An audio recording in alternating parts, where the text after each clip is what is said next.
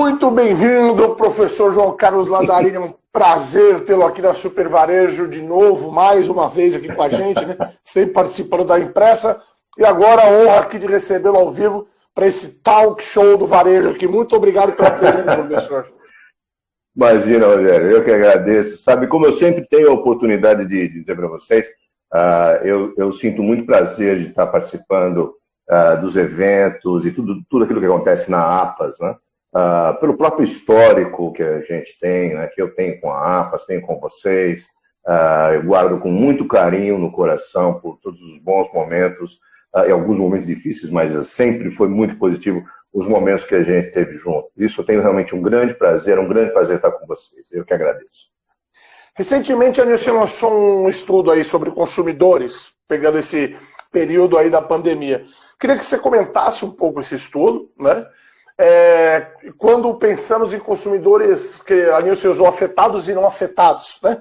Queria que você explicasse um pouco mais esse conceito e o que foi isso dentro desse ambiente da pandemia. Tá. Bom, esse estudo foi um estudo muito bacana, que inclusive gerou um web seminar que está disponível no site da Nielsen, tratando a respeito daquilo que a Nielsen convencionou chamar de a história de dois shoppers, né? Existe um estudo na Nielsen, que é da minha época ainda, chamado Shopper Trends. É um estudo que visa falar a respeito dos hábitos do shopper, né? Do comprador. E então, esse estudo veio se mantendo ao longo do tempo e especificamente agora, nesse momento do Covid, ou da Covid, a Nielsen fez um estudo buscando, né, entender um pouco mais as dinâmicas no momento da pandemia, o mais crítico, vamos assim dizer, e algumas ilações ou alguns insights a futuro. E eu me refiro especificamente ao nosso segmento, ao segmento do Fast Moving Consumer Goods, que é onde a Nielsen tem o seu mais forte expertise em termos de conhecimento. Então, esse estudo, que virou depois, inclusive, um web seminar, ele está em castelhano, mas é perfeitamente acompanhável, eu recomendo que seja encontrado. Ele fala a respeito dessa história, né, dos dois consumidores, dos dois tipos. Só para dar um contexto, né, não preciso falar muito disso, porque todo mundo sente na pele e vive, né, está vivendo ainda. Se falou muito, vamos imaginar, um pouco antes, ali por volta de até novembro, dezembro, um pouco de janeiro também, se falava muito a respeito da palavra disrupção, né? Então, a disrupção, isso é um movimento disruptivo, a tecnologia disruptiva, né? Bom, eu acredito que não passaria pela cabeça de ninguém o que seria disrupção a partir do que nós estamos vivendo agora, o que vivemos com relação ao Covid, né? Com profundas mudanças, não só no que é o comportamento de nós enquanto sociedade, enquanto gente, mas em função de hábitos que estavam aí arraigados há décadas, quem sabe há séculos, e que do dia para a noite tiveram que ser remodelados, revistos. Isso é realmente se alguém quiser um exemplo de disrupção, olha o que é, né, que a gente está vivendo aí desde dezembro para cá, não dava para imaginar que iria acontecer isso. E ele se deu em vários aspectos. Mas se a gente pudesse fazer uma redução só a título de método para poder entender um pouco isso, a gente falaria assim, de 4 coisas que se diziam, né, no final do ano, que seriam assim, 4 grandes tendências ou movimentos principais que mudaram assim da noite para o dia, né? Então, todo mundo falava a respeito de que o consumidor, de que o cliente, eu vou mudar inclusive esse termo, ao invés de consumidor, quando nós falamos sobre cliente, quando falamos a respeito dos tais dos 5C. Tem uma diferença que não é só semântica, não, ela é muito importante. Mas vamos falar por enquanto de consumidor. Então, o que se falava era todas as coisas novas, o único, o diferente. Essa era uma tendência muito forte. E, na verdade, isso foi substituído do dia para a noite para necessidades do lar, né, e de saúde. Isso predominou. Então, de um momento a outro, a inovação mudou do dia para a noite para produtos que tenham a ver com saúde, produtos que tenham a ver com asseio do lar. Né? Era uma tendência bastante forte. A outra que era sempre muito falado, eu cheguei a pegar o início disso, e veio se comentando durante muito tempo, eram distintas lojas físicas, especificamente no nosso segmento, tá? Porque depois vamos falar sobre a questão do online, distintos tipos de lojas para o pequeno varejo. Né? Então se falava muito a respeito do crescimento do pequeno varejo. Pequenas organizações e pequeno varejo, ou seja, pequenos formatos. Também, do dia para a noite, as grandes lojas passaram a ter uma preponderância muito grande, as lojas de grande superfície. Por duas razões mais ou menos óbvias. Né? Primeiro que você tinha uma disponibilidade de estoque maior, onde os produtos começaram a arraiar, a escassear, e segundo, das próprias normas, os protocolos, né, de distanciamento e tudo mais. Também passaram a ter bastante importante. As compras, outra coisa que foi bastante importante, as compras, eu vou dar alguns dados a respeito disso, as compras eram eminentemente compras ou estavam cada vez mais como compras de reposição. Vamos tomar um pouco de cuidado, porque tudo isso que eu estou falando aqui, isso vai ter uma configuração bastante distinta. Esse estudo foi feito em âmbito global. Ele envolveu 32 países, dentre os quais o Brasil, com uma força bastante grande da América Latina. Então, a gente vai ver que existem, ao longo do nosso discurso aqui, que existem diferenças bastante importantes entre esses grupos de consumidores, principalmente quando nos referimos à questão da América Latina e dessa disrupção, né, que teve, principalmente no aspecto emprego. Isso é brutal, o impacto que está tendo aqui teve e está tendo aqui na América Latina. Então, nós tínhamos antes, de modo geral, as compras de reposição como sendo as mais importantes e crescendo. Tá?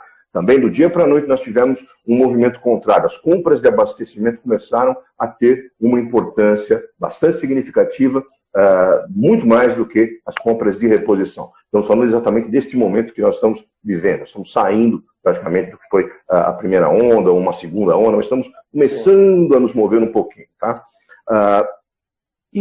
Depois nós teríamos um outro elemento que é uma outra tendência, que era uma compensação na relação custo-benefício. Então, a busca por o custo-benefício.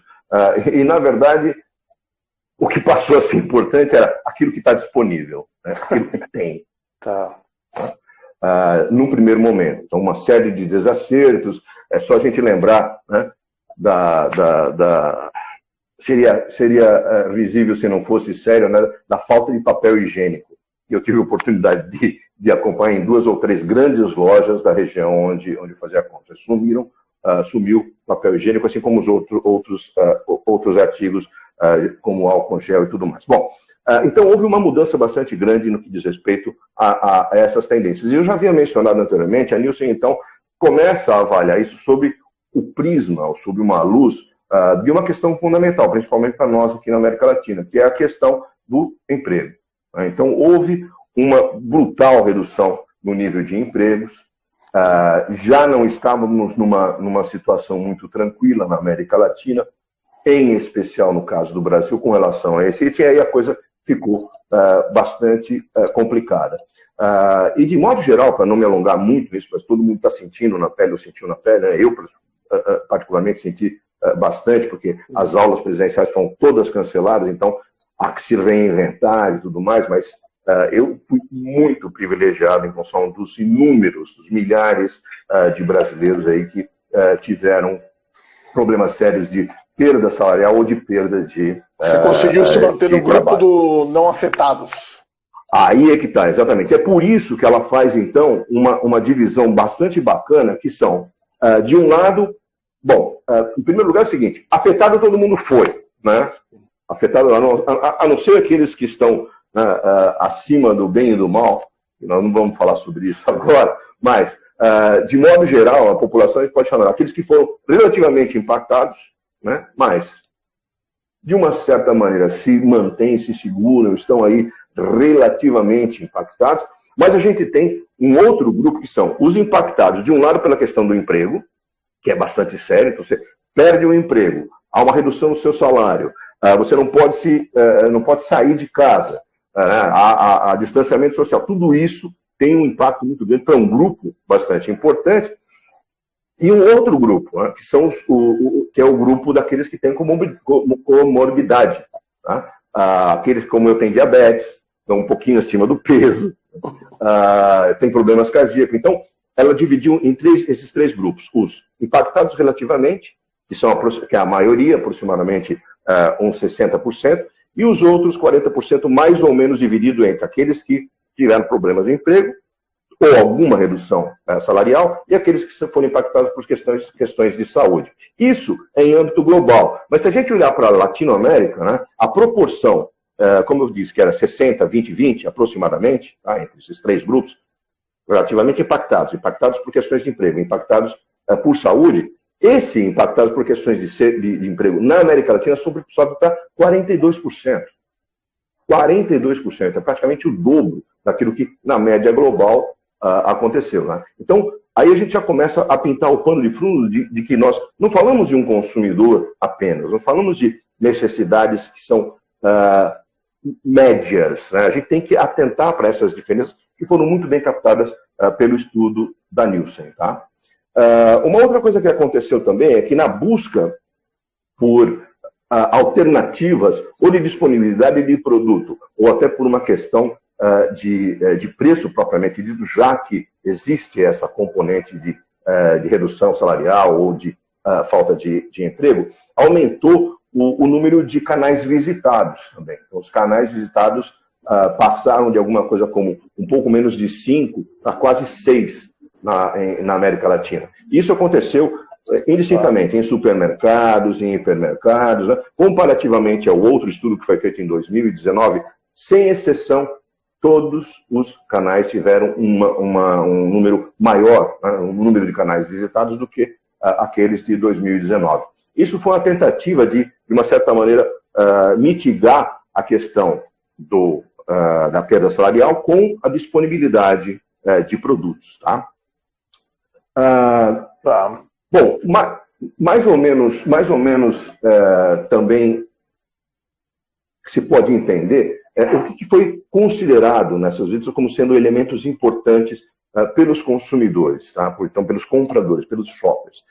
Basicamente, tanto nas questões de lojas físicas como de online, o uso de desinfetantes e a limitação de número de pessoas foram aqueles que apareceram como os maiores elementos que geravam um maior nível de confiança, e nós vamos falar muito a respeito dessa questão de confiança lá na frente, tanto no caso das lojas físicas, como também nos deliveries. Né? Então, aconteceram algumas coisas interessantes com relação a deliveries, principalmente no que diz respeito à entrega de comida preparada.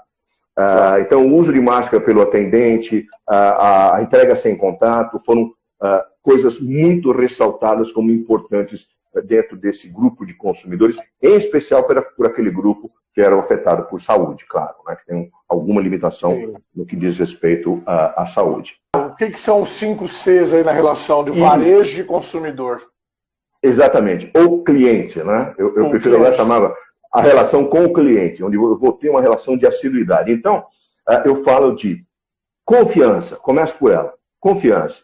Eu falo de conhecimento, eu falo de comunicação, eu falo de colaboração e eu falo de consistência. 5 Cs que serão, na verdade, eles não são novos, eles já existiam. Se eles eram importantes anteriormente, atualmente eles são críticos para quem realmente quer ter o seu negócio crescendo, quem quer ter uma orientação de sucesso à frente.